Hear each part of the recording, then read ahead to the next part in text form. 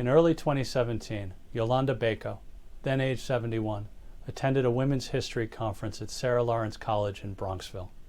While walking to an elevator, Miss Bako tripped over the base of an art installation that had been left in the hallway. She fell to the ground and fractured her right hip. A day later, she underwent surgery to repair her hip.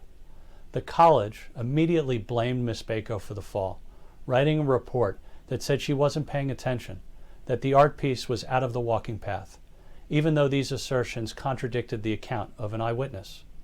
Because of her advanced age, Miss Bako's hip surgery failed to heal properly, and several months later, she was forced to undergo a total hip replacement.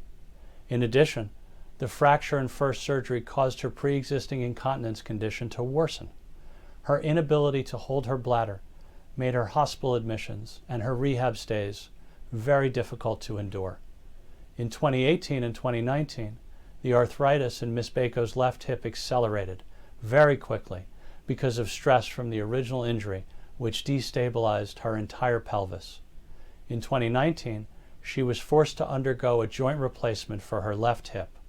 Miss Bako sued Sarah Lawrence for her right hip injury, her worsening incontinence, and the secondary impact on her left hip. She sought damages for her pain and suffering and her medical expenses. During more than 5 years of litigation, Sarah Lawrence College and their insurance company continued to blame Miss Bako for the accident and deny her injuries.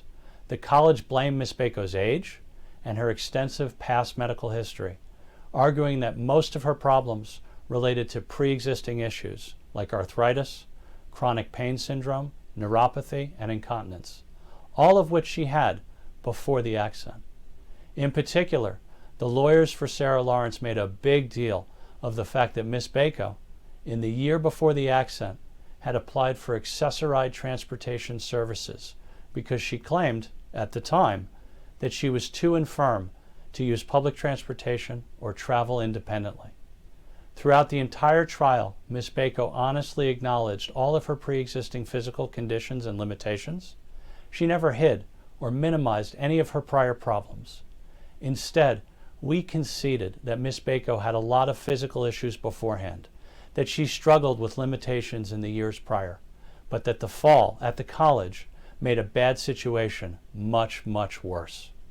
After a month-long trial in Bronx Supreme Court, the jury reached a result that expressed their appreciation for Miss Bako's honesty and for her perseverance, while at the same time rejecting the college's attempts to blame her for everything. The jury's verdict, $10 million.